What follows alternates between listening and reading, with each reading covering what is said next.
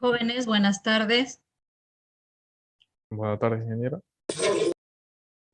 ¿Qué Buenas tal? tardes, ingeniero. Buenas tardes, buenas tardes. Ya he estado leyendo los comentarios sobre el examen práctico de hoy día.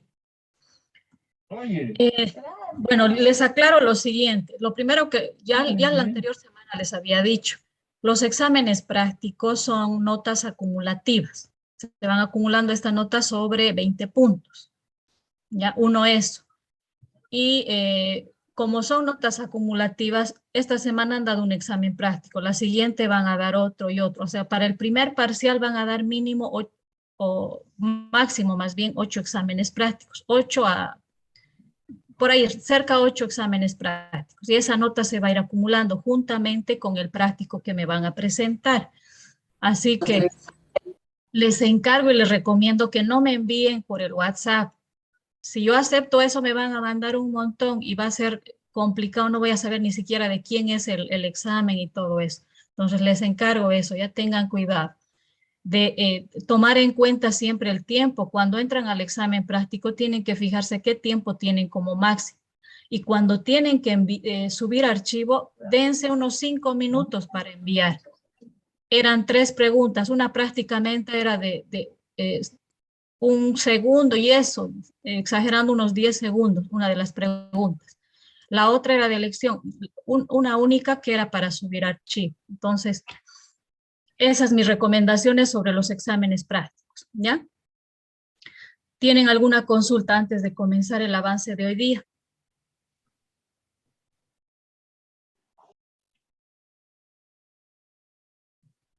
Ya, voy a compartir entonces mi pantalla, voy a quitar primero mi cámara para que mejore la calidad de la conexión y vamos a continuar con el avance. ¿Se ve mi pantalla, jóvenes?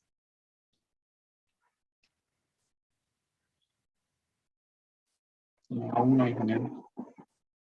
Ya, un minutito. Creo que está mal mi compu, pero vamos a ver, ahorita corregimos.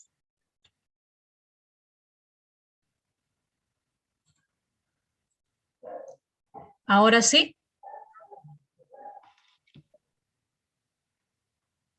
Sigue cargando. Ahora sí. Ya, perfecto. Ya, un favor, apaguen sus micrófonos. Si tienen consultas, pueden encender. ¿Ya? Voy a comenzar a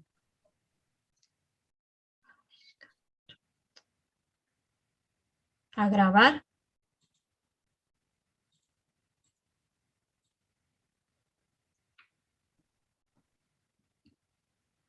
Está cargando, no un minutito le daremos a la computadora o al internet, que es.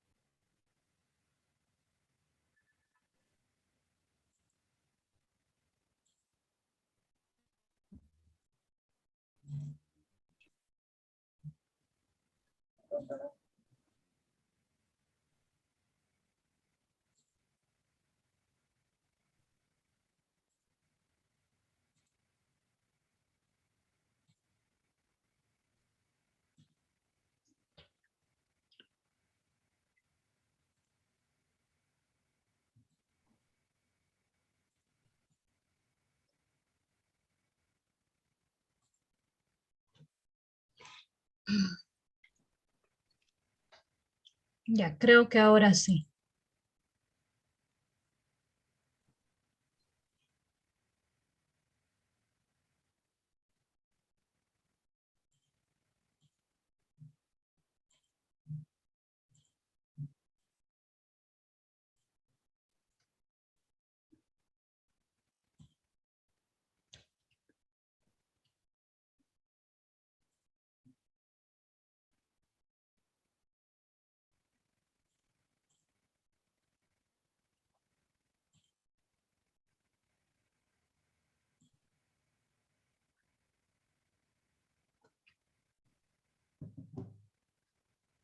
Paciencia, creo que es el internet que no está pudiendo cargar o no sé qué.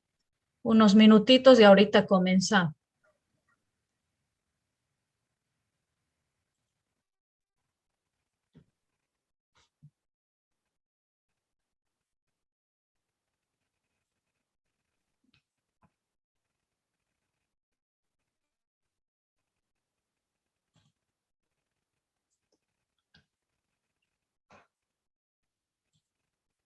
Recording in progress.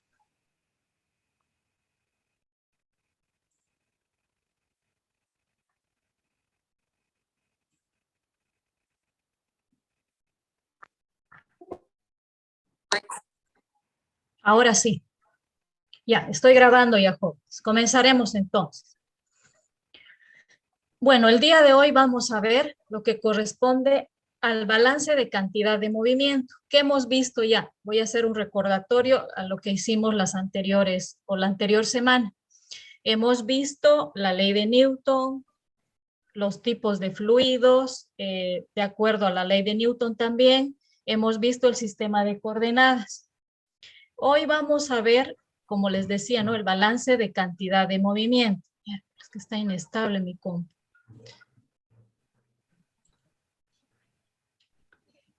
Acá podemos ver, y voy a introducir este tema mencionándoles acerca de los tipos de derivadas. ¿Por qué razón? ¿Me están escuchando, no, jóvenes? ¿Se escucha? Sí, se escucha bien. Sí, ingeniera. No sé qué, ya, perfecto.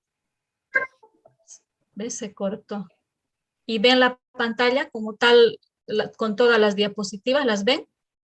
No, ingeniero. No, ahorita Se perdió. Se ve, se quedó en blanco. La colega, ahora sí. Ahora sí Ya, se ve. un minuto. ¿Ahora se ve? Sí, ya volvió. Sí, ingeniero. Sí, está loca. No sé si es mi compu, si es el internet, pero así lo vamos a manejar, ¿ya? No le voy a dar pantalla completa porque algo está fallando. Entonces, lo que les decía, vamos a iniciar definiendo unos tipos de derivadas.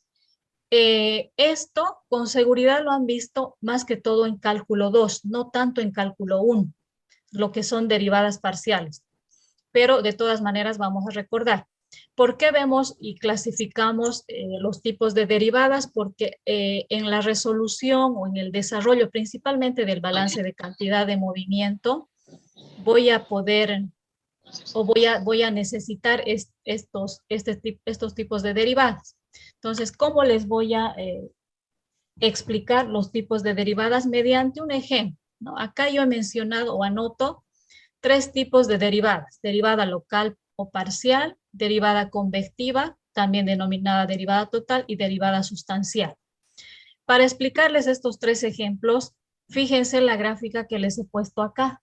He puesto un puente, un río, y vamos a suponer que los pescaditos están nadando. Algunos parecen que están muertos, pero nos imaginemos que están en movimiento todos los pescados. Entonces, ¿cómo defino la derivada local o parcial? Variación en un punto fijo del espacio. Entonces, para ir con el ejemplo, ustedes ubíquense. Imagínense que ustedes son esta persona que voy a dibujar acá. Sobre el puente. Ubíquense sobre el puente, ¿no? Entonces, si se ubican sobre el puente, ¿qué va a ocurrir? Ustedes van a ver pasar en toda dirección a los peces, ¿no? Pero, ¿qué voy a tomar en cuenta acá? Como estoy acá arriba, voy a considerar solamente el tiempo. Entonces, voy a determinar la derivada parcial de la concentración con respecto al tiempo. Con las demás variables, es decir, la posición de cada uno de los peces, van a permanecer constante desde mi perspectiva o desde mi punto de vista. A eso se refiere la derivada local o parcial, ¿no? Variación en un punto fijo del espacio. La derivada convectiva, también denominada derivada total, es la variación asociada al cambio de posición de la partícula. Ahora volvamos al río y al puente. Ustedes ahora ubíquense en un bote, y ese bote está, o una lancha, pero a motor. Entonces, ¿cómo me voy a mover? Como es a motor, yo le voy a dar la dirección hacia qué lado quiero ir. Puedo ir hacia la derecha, hacia la izquierda, en todas las direcciones, ¿no es cierto? Entonces, eso me ejemplifica la derivada convectiva, ¿no? En otras palabras, este símbolo nabla de la concentración, que al estar acompañado de una variable se denomina gradiente de concentración, es igual a ¿qué? A la derivada parcial de la concentración con respecto a X, manteniendo Y y Z constante. Derivada de la concentración con respecto a Y, manteniendo X y Z constante. Derivada de la concentración con respecto a Z, manteniendo X y Y constante. Entonces, de esa manera desgloso el gradiente de concentración, tomando en cuenta el ejemplo que les decía. De eso se trata la derivada convectiva. Entonces, siempre que vean ustedes el signo del gradiente de cualquier variable, el desarrollo va a ser de esta manera. Ahora, la derivada sustancial también, o consiste más bien en la variación que acompaña al movimiento de la partícula. Volvemos a ubicarnos sobre el río. Seguimos en el río de la lanchita motor, pero ¿qué pasa? Se acabó el combustible de la lancha. Entonces, ¿qué va a ocurrir con esa lancha o con ese bote? A ver, ¿qué dicen ustedes? ¿Se va a quedar quieto?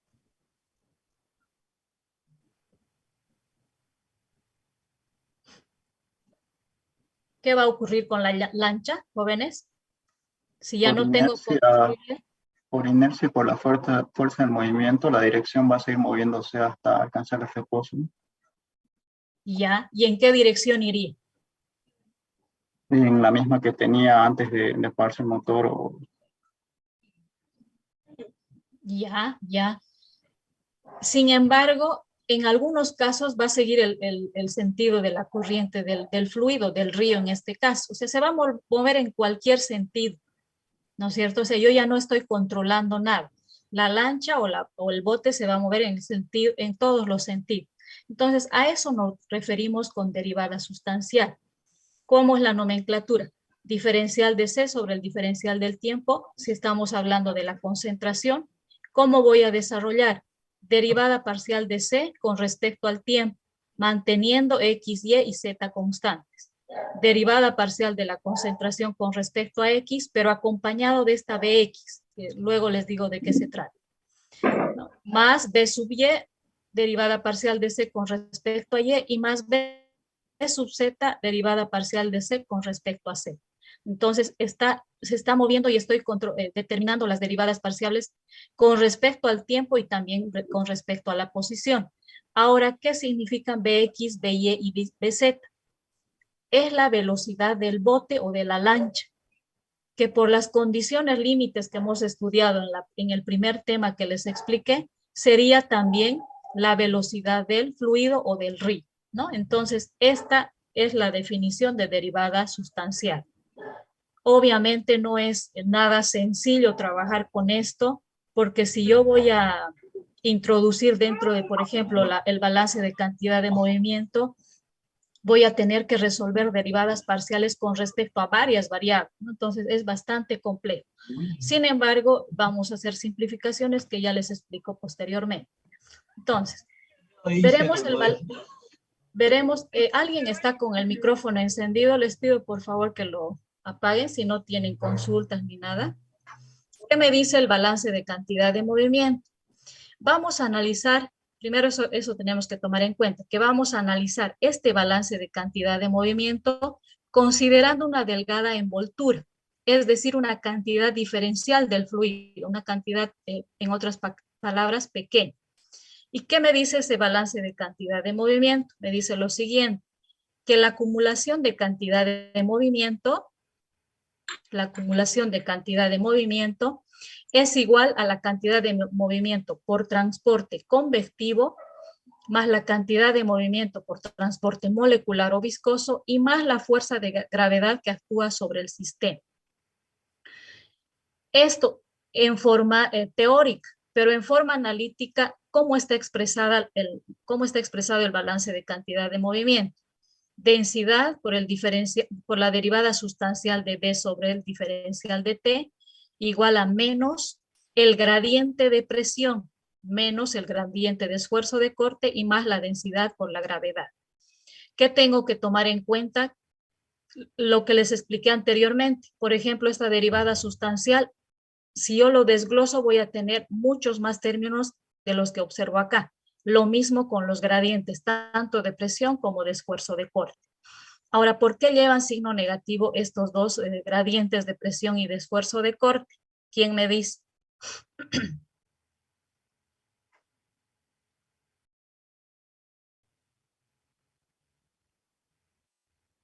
¿Cuál creen que sea la explicación para que lleve signo negativo tanto el gradiente de presión como el gradiente de esfuerzo de corte?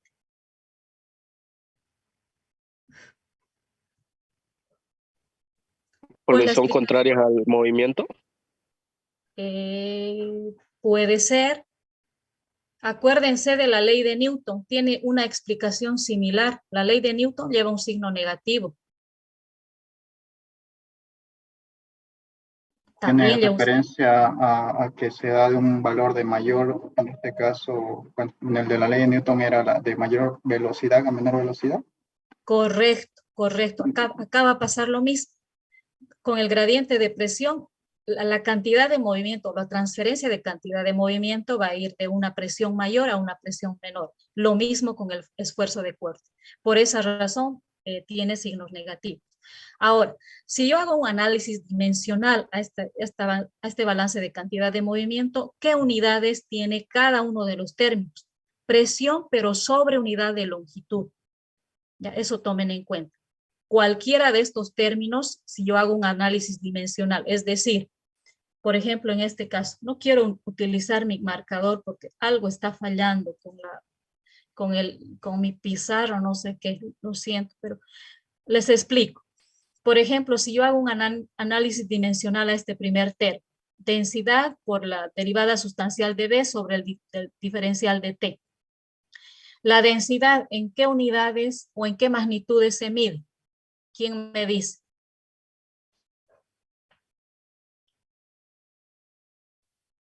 Cualquier densidad, ¿en qué magnitudes voy a medir? Masa sobre volumen.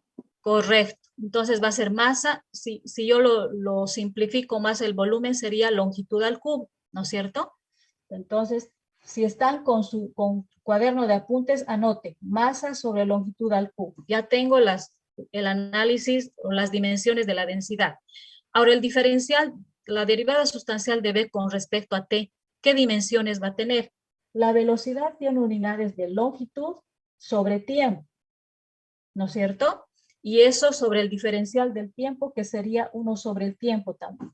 Atiendan esto porque va a ser una pregunta del siguiente examen práctico, que hagan un análisis dimensional, ¿ya? Entonces, de ahí yo tengo masa sobre longitud al cubo, por longitud sobre tiempo, por 1 sobre el tiempo. Voy a intentar escribir. Ojalá escriba. Ah, ya, creo que ya. Ahora sí. Entonces tendría la densidad masa sobre longitud al cubo. La velocidad, les decía, longitud sobre tiempo. Y diferencial de T en el denominador, 1 sobre el tiempo. Entonces, ¿qué dimensiones voy a tener? De ahí he sacado esto, ¿no? Que es presión sobre longitud. Masa sobre longitud, masa, para que me dé unidad de fuerza, ¿por qué tendría que estar acompañado? Gravedad. Ya, pero ¿qué magnitud es la aceleración? ¿Pero qué unidades tiene? ¿O con qué unidades mido la aceleración? Metros sobre segundo al cuadrado. Ya, muy bien. Longitud sobre tiempo al cuadrado. Longitud sobre tiempo al cuadrado. Eso es longitud sobre tiempo al cuadrado. Y acá tengo esta longitud al cubo. De ahí yo voy a deducir, ya no les voy a explicar más, va a ser para su examen práctico. De ahí voy a obtener fuerza sobre área multiplicado por la longitud. ¿Y esto a qué es igual? Fuerza sobre área es igual a la presión sobre la longitud. ¿Ya? Eso ustedes desarrollenlo mejor con más calma, pero las unidades de esta mi ecuación de cantidad de movimiento, mi balance es presión sobre longitud, ¿ya? Listo, entonces, ya hemos descrito la ecuación del balance de cantidad de movimiento. Ahora, haciendo algunos ajustes al balance general que lo hemos visto en la anterior diapositiva, se ha obtenido, por ejemplo, la ecuación de Navier-Stokes. ¿Qué ha ocurrido o qué consideraciones se toma en cuenta para la deducción de la ecuación de Navier-Stokes? En el balance de cantidad de movimiento, cuando el fluido tiene viscosidad y densidad constante, voy a considerar eso, es decir, es un sistema isotérmico. Al decir sistema isotérmico, ¿a qué me estoy refiriendo? Temperatura. ¿Y qué tiene la Temperatura constante. temperatura constante, ¿no? Entonces, si yo considero que la viscosidad y densidad son constantes, me fijo el balance de cantidad de movimiento general, que es este. ¿Qué va a ocurrir? Acá me dice que la viscosidad y la densidad es constante por esta razón, porque es un sistema isotérmico. Entonces, si recurrimos a la ley de Newton de la viscosidad, vamos a ver y vamos a reemplazar en lugar de este término gradiente de esfuerzo de corte, voy a utilizar la ley de Newton y lo voy a reemplazar, ¿no? Acuérdense que la ley de Newton de la viscosidad era igual a menos mu gradiente de velocidad. Si yo reemplazo acá en este término gradiente de esfuerzo de corte, voy a obtener mu por el gradiente al cuadrado de la velocidad. Hago ese reemplazo y mi ecuación de Navier-Stokes es la siguiente.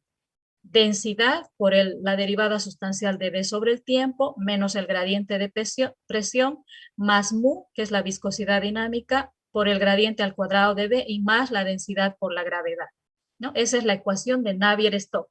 ¿Qué es lo que he hecho? Simplemente reemplazar la ley de Newton dentro de la ecuación de movimiento. Otro caso, para la deducción de la ecuación de Euler, nuevamente voy a partir de mi balance de cantidad de movimiento genérico. Pero ahora, ¿qué voy a considerar? Que no existen efectos viscosos. No existen efectos viscosos. En otras palabras, que la viscosidad es cero o nula. Y si la viscosidad es cero, por la ley de Newton nuevamente, voy a deducir que el gradiente más bien del esfuerzo de corte también va a ser cero, ¿no? Por lo tanto, en la ecuación de Euler desaparece el gradiente de esfuerzo de corte. Este término desaparece. ¿Cómo está formulado entonces la ecuación de Euler? Densidad por la derivada sustancial de B sobre el diferencial de T. Y esto es igual al menos el gradiente de presión más la densidad por la gravedad. Esa es la formulación de la ecuación de Euler. Pero hay otras consideraciones que puedo hacer y simplifica mucho más la ecuación de cantidad de movimiento. Si yo digo, o si yo considero más bien que en mi sistema el fluido está en reposo, es decir, tiene velocidad nula o finalmente su velocidad no varía con el tiempo. Puede ocurrir eso, ¿no? Que la velocidad se mantenga constante. Entonces, la ecuación de cantidad de movimiento, que es la genérica esta, ¿en qué se va a transformar? Primero voy a ir analizando este término que tiene que ver con la velocidad y este término que también tiene que ver con la velocidad, ¿no es cierto? Acá la derivada sustancial de V con respecto al tiempo va a ser cero. ¿Por qué? Porque mi velocidad es nula o es constante. Ahora, el esfuerzo de corte. Si yo me apoyo nuevamente en la ley de Newton, sé que el esfuerzo de corte depende de la variación de la velocidad, ¿no? Está definido como el gradiente de velocidad, ¿no? Entonces, ¿a qué va a ser igual este gradiente de esfuerzo de corte? También va a ser nulo. ¿Por qué? Porque la velocidad es constante. De manera que la ecuación general de la cantidad de movimiento se transforma a algo mucho más sencillo. Gradiente de presión igual a la densidad por la gravedad. Este término se ha anulado y este otro término también se anula, ¿no? ¿Cuándo voy a utilizar esta ecuación que la tengo acá al final? Cuando el fluido esté en reposo y la velocidad considere constante, ¿no? Entonces, esas son las tres situaciones que simplifican un poco el balance de cantidad de movimiento. ¿Alguna consulta hasta acá?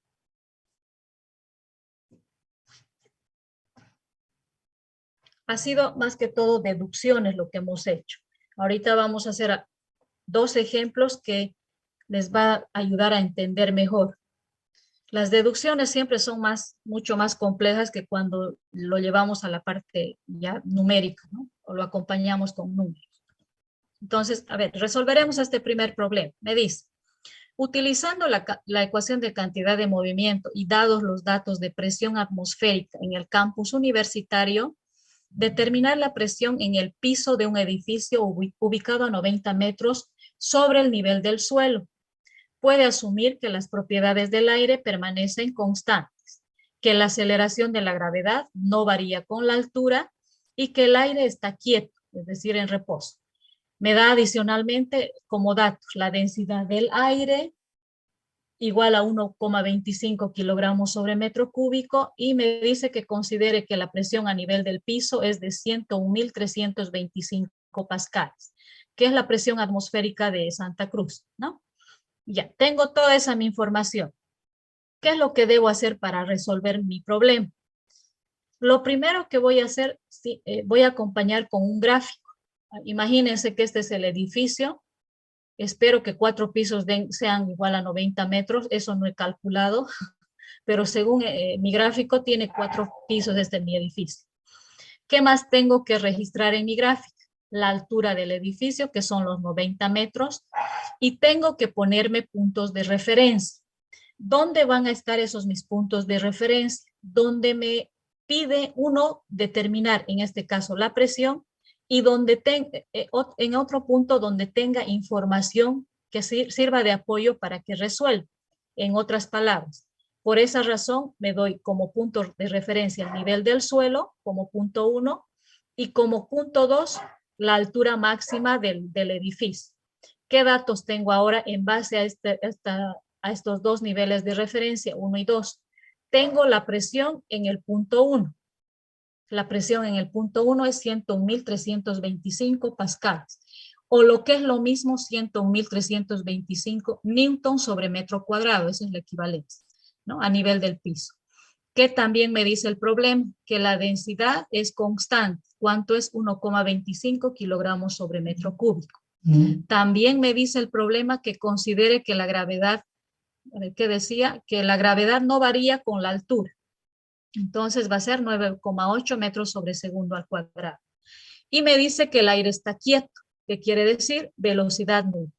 La pregunta es, ¿cuánto es la presión en el punto 2? En otras palabras, acá arriba, presión sub 2. ¿Cómo voy a resolver este problema? Tengo que analizar sobre la ecuación general del balance de cantidad de movimiento. Yo sé que la velocidad es nula. Entonces, esa referencia me va a permitir anular 2 términos de mi balance de cantidad de movimiento. ¿Cuáles van a ser esos? La derivada sustancial de B con respecto al tiempo, es decir, la acumulación. No existe acumulación. ¿Por qué? Porque la velocidad es nula. No hay variación de velocidad. También se anula este otro término. Si la velocidad es 0, no hay variación de la velocidad, entonces el esfuerzo de corte también es nulo. Y mi ecuación se convierte en el tercer caso que hemos visto anteriormente. Gradiente de presión igual a la densidad por la gravedad. Ahora, ya tengo mi ecuación, pero tengo que empezar a desarrollar. ¿Qué necesito adicionalmente? Me he puesto como nivel de referencia el piso y mi otro punto, la altura máxima del edificio. En mi nivel de referencia 1, yo he trazado el plano cartesiano, perdón, he trazado el espacio X, Y y Z. X estoy considerando el horizontal hacia la derecha, Y la profundidad y Z hacia arriba. ¿Para qué hago eso? No se olviden que mi ecuación de cantidad de movimiento, al tener este gradiente, la presión, significa que voy a considerar las 3 dimensiones, X, Y y Z. Y la gravedad acá también es un vector, ¿no? Es un vector. Entonces tengo que definir y hacer consideraciones para poder resolver. No va a ser directa su resolución, en otras palabras. Tengo que convertirle en una ecuación diferencial para poder resolver. Entonces, el gradiente de presión, ya lo hemos visto en la primera diapositiva. ¿Cómo lo voy a desarrollar? Solamente, como se trata de la presión, tendría derivada parcial de P con respecto a X, derivada parcial de P con respecto a Y y derivada parcial de P con respecto a Z. Pero si yo me ubico en este punto, normalmente la presión varía con la altura. A la misma altura voy a tener, o siempre considero la misma presión, ¿no es cierto? Entonces, Sobre el eje Y no va a haber variación de la presión y tampoco sobre el eje sobre el eje X. O sea, hacia lo profundo no va a haber variación de la presión, ni tampoco hacia el lado derecho o izquierdo. Por lo tanto, mi variación de presión solamente va a depender de la variable C. Este nabla o gradiente de presión se transforma en derivada parcial de P sub Z con respecto a Z, nada más, ¿no? Se ha reducido a eso este primer término. En el segundo término, tengo la densidad que es constante, ahí no hay problema. Analizo la gravedad. La gravedad, también voy a tomar en cuenta estos tres ejes, X, Y y Z, pero yo sé que la gravedad siempre está dirigido hacia el centro de la Tierra, es decir, solamente va a variar con respecto a Z. Pero, fíjense, mis ejes coordenados, yo he asumido que este es el punto cero. Este es el punto cero de mis ejes coordenados. Como la gravedad está dirigida siempre hacia abajo, le voy a colocar el signo negativo, ¿no? Entonces sería, y reemplazo como menos GZ. ¿Qué es lo que he hecho entonces? Volvamos acá. Teníamos nuestra ecuación ya simplificada. Hemos reemplazado el gradiente de presión que ya hemos reducido o simplificado. En el segundo miembro voy a tomar la gravedad solo con respecto a Z e incluyo el signo negativo, ¿no? ¿Qué pasa? Este diferencial de Z lo he pasado al segundo miembro.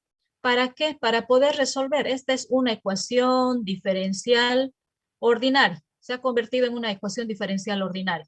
¿Cuáles son mis variables? P y Z, ¿no? Z mi variable independiente y P mi variable dependiente. ¿Cómo resuelvo? Vamos a hacer a continuación, ¿no? Resuelvo integrando ambos términos. ¿Qué límites voy a tomar en cuenta? La información que tengo en el punto 1 y en el punto 2. Entonces, en el primer caso, derivada parcial de P con P sub Z, punto 1 y punto 2. En el punto 1, mi presión la he denominado P sub 1. Y en el punto 2, P sub 2. Menos densidad por la gravedad sub Z, me dice el problema que considere que la gravedad es constante, ¿no? Entonces, no depende de Z, no depende de la altura. Por lo tanto, lo he sacado fuera del signo de integración. E integro desde Z1 hasta Z2, derivada parcial de Z. Puedo integrar directamente a ambos miembros. Me va a quedar P sub 2 menos P sub 1 igual a menos la densidad por la gravedad sub Z, Z2 menos Z1. Como estoy queriendo determinar la presión 2, esa es mi incógnita, hago el despeje, ¿no? Paso al segundo miembro P sub 1 con signo positivo y el otro término se mantiene su signo. Esta es mi ecuación despejada. Hasta ahí la parte analítica. Ahora reemplazo mis datos. Tenía la presión 2, 101.325 newton sobre metro cuadrado. Menos, ¿qué más me dice mi ecuación? Densidad por gravedad. La densidad es 1,25 kilogramos sobre metro cúbico. La gravedad 9.8 metros sobre segundo al cuadrado. Y la altura en el punto 2 es 90, pero en el punto 1, como es mi nivel de referencia, es 0, ¿no? 90 menos 0 metros. Ahora, la presión 2, esta cantidad la he vuelto a anotar, 101.325 newton sobre metro cuadrado. Acá hago la operación, la parte numérica, 1,25 por 9,8 por 90. Eso me da 1.102,5. Y acá he hecho nuevamente análisis dimensional. ¿Qué tengo acá? Kilogramo metro sobre segundo al cuadrado. Esto he anotado. Kilogramo metro sobre segundo al cuadrado. Pero acá puedo simplificar con este que tengo acá y quedaría. Entonces, voy a tener mi primer término, como les decía, copio tal como está, 101.325 newton sobre metro cuadrado, menos esta cantidad es 1.102,5. Kilogramos metro sobre el segundo al cuadrado por 1 sobre metro cuadrado. ¿Esto a qué es igual?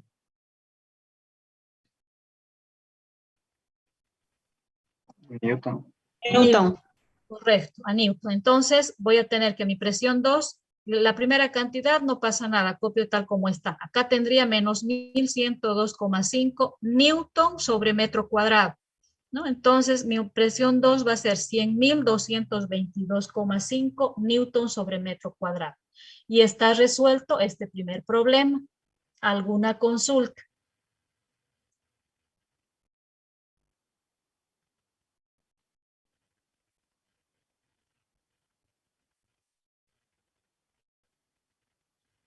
Ya, vamos a resolver otro problema. Que es, este problema lo he sacado de uno de sus exámenes del ingeniero Illanes.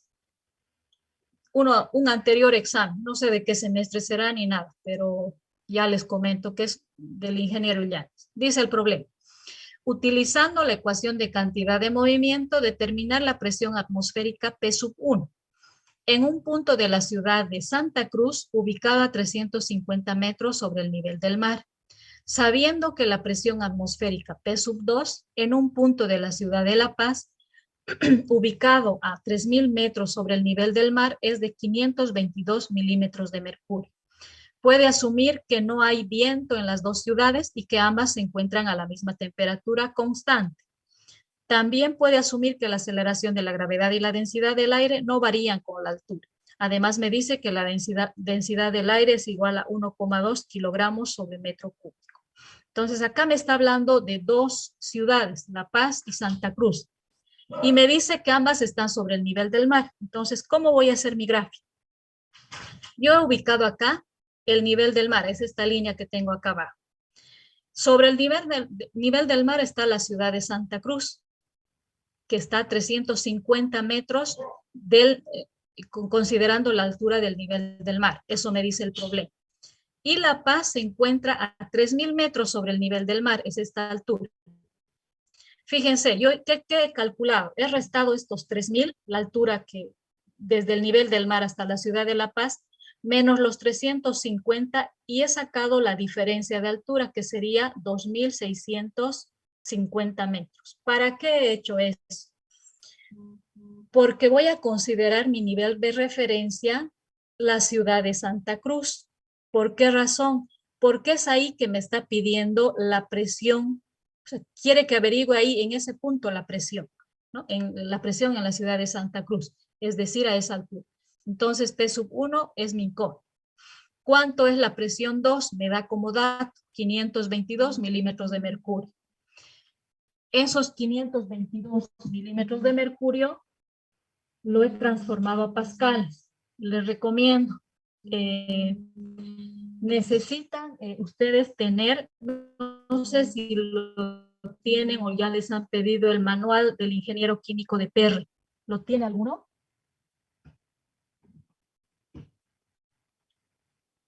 El manual del ingeniero químico de Perry. Yo lo tengo fotocopiado desde mis épocas de estudiante. Es bueno que lo tengan porque ahí ustedes van a encontrar todo tipo de conversiones de todo tipo de unidades. Y además tablas termodinámicas, diferentes tablas que puede hacerles falta en otras materias. ¿Ya? Entonces les recomiendo eso.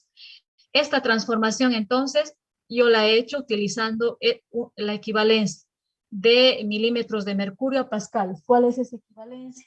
1 milímetro de mercurio equivale a 133.322 pascales. Anotaremos eso acá. 1 milímetro de mercurio es igual a 133.22 pascales. ¿Ya? Entonces, ya he hecho mi transformación. Ya tengo la presión en la ciudad de La Paz en milímetros de mercurio y en pascales. La densidad me dice que es constante, la densidad del aire, y es igual a 1.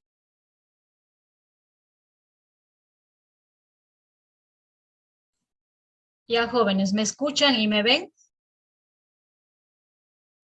Sí, ingeniero. Sí. Continuaremos entonces, voy a seguir grabando. Recording in progress. Ya, entonces estábamos en este segundo problema, ¿no? Estábamos ya sobre la densidad. Dijimos que la densidad es constante, igual a 1,2 kilogramos sobre metro cúbico. Me dice que la gravedad también considere constante y igual a 9,8 metros sobre segundo al cuadrado. La velocidad me dice que el viento está quieto, o que no hay viento, entonces puedo considerar 0 o constante. Ahora, ¿qué hago? Ya está mi gráfica bien clarita, dónde es mi referencia, qué me está pidiendo referencias, la ciudad de Santa Cruz, como les había dicho.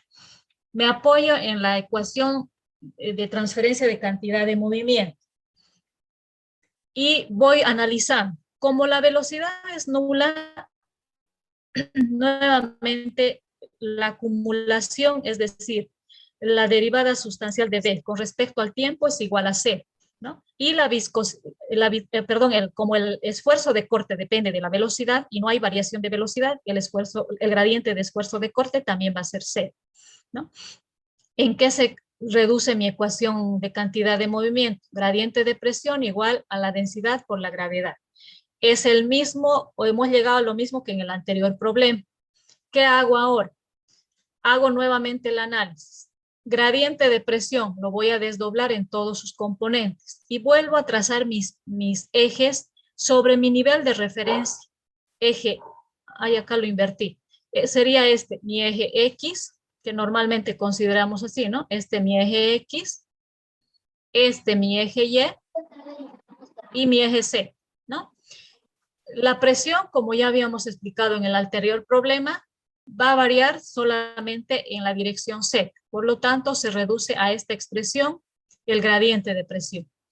¿Qué más considero? La gravedad nuevamente está dirigido hacia abajo y como Z estoy considerando como nivel de referencia este punto, va a ser negativo la gravedad. Hago mi reemplazo, despejo mi ecuación diferencial. En el primer miembro lo dejo la variable P y en el segundo miembro la variable C. Densidad y gravedad son constantes, entonces puedo integrar y sacar fuera del signo de integración tanto la densidad como la gravedad. Hago la integración y ahora despejo la presión 1, que es lo que me preguntan. Me preguntan acerca de la presión 1, ¿no? Eso va a ser igual a que si yo traigo P sub 1 a este miembro, es todo el segundo miembro lo llevo al primer miembro, voy a tener ambos con signo positivo, es decir, P sub 2 más la densidad por la gravedad multiplicado por la diferencia de alturas. ¿Qué hago a continuación? Reemplazar mis datos, ¿no? Hago el reemplazo, sé que la presión 1 en pascales, porque hemos hecho la transformación, es 69.594,3 newton sobre metro cuadrado. Utilizo la densidad, que es 1.2 kilogramos sobre metro cúbico, la gravedad, 9,8 metros sobre segundo al cuadrado, y acá mis alturas serían 2.650 menos 0. ¿Por qué es? Porque estoy tomando como nivel de referencia el punto 1, ¿ya? Por esa razón, mi altura 1 ahora ya estoy considerándola 0. Entonces, acá ya tengo mi reemplazo, 2.650 menos 0. El primer término no pasa nada. Acá hago la operación en el segundo miembro. Multiplico 1.2 por 9.8 y por 2.650. Me da 31.164. ¿Qué unidades? Kilogramo, metro sobre segundo al cuadrado y 1 sobre metro cuadrado, que es equivalente a newton sobre metro cuadrado. Si yo sumo ambos términos, obtengo que mi presión 1 es acá. Mi presión 1 es igual a 100.758,3 newton sobre metro cuadrado, o lo que es lo mismo, pascales. Ahora, para que yo... ¿Ustedes saben más o menos cuánto es la presión de Santa Cruz?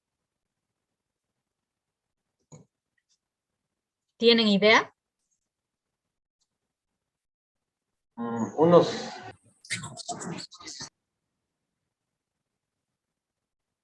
¿Cuánto? A ver. Unos 730, ingeniera. Ya. Un poco más. En química general se deben acordarse, hay una práctica donde utilizan la presión atmosférica, ¿no es cierto? ¿Se acuerdan todavía cuando eran más jóvenes?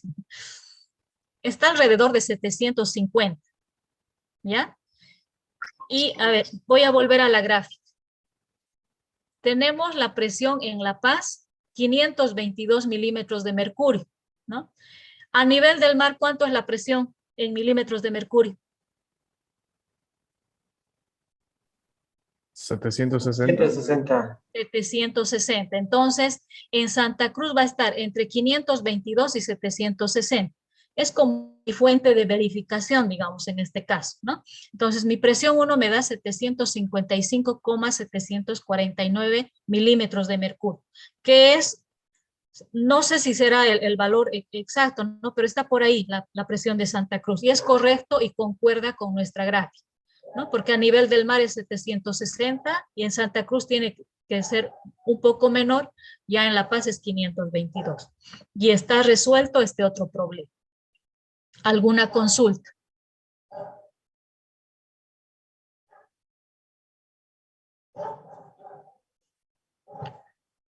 ¿Está más claro que el agua?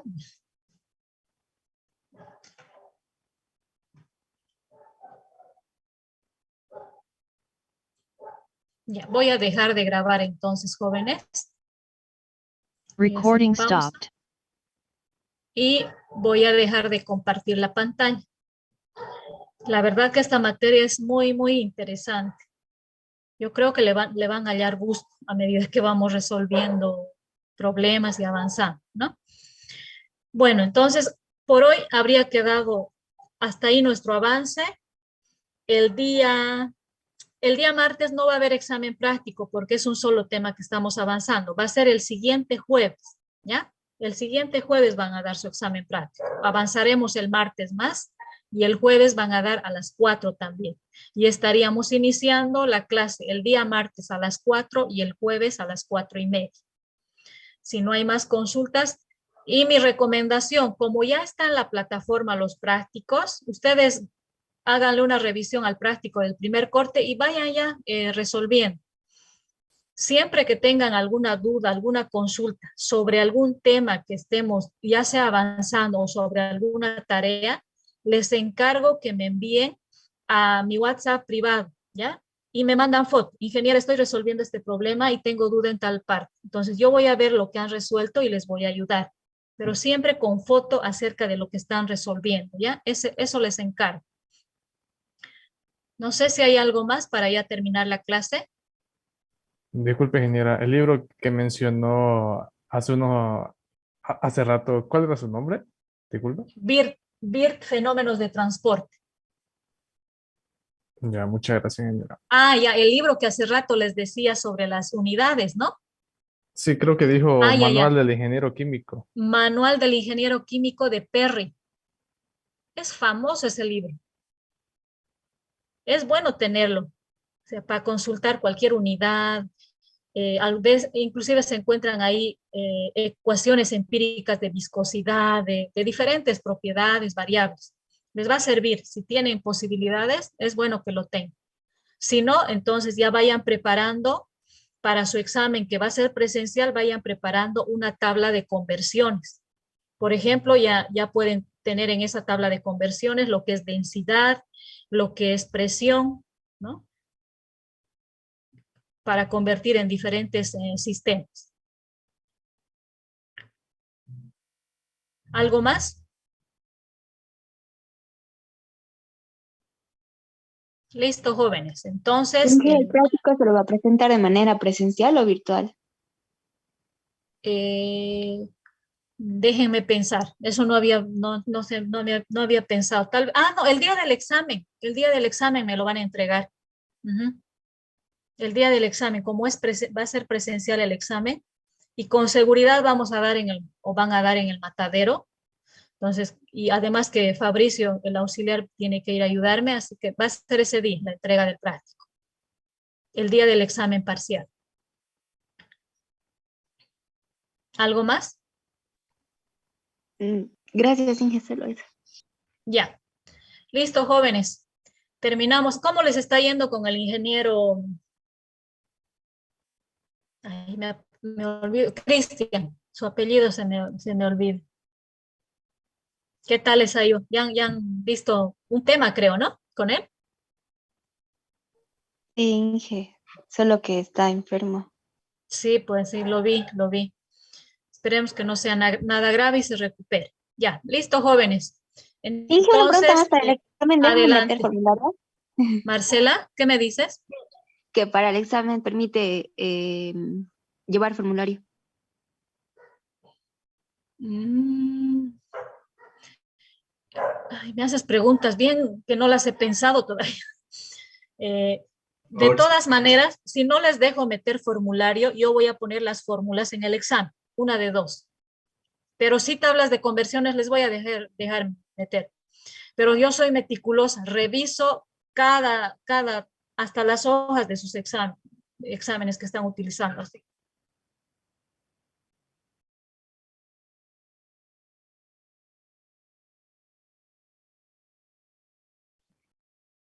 Y ya conversaremos. De todas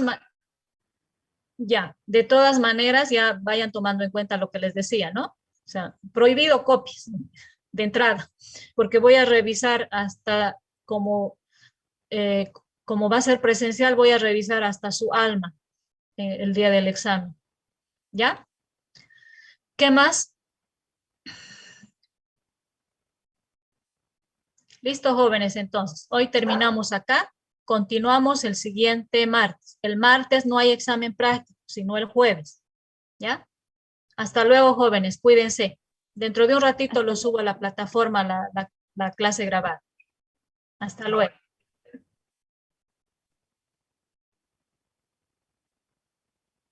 Perfecto. Fabricio, está bien. Claro, ahorita mismo. ¿Ya? Ya. Hasta luego, jóvenes. Hasta luego, ingeniera. Hasta luego, ingeniera.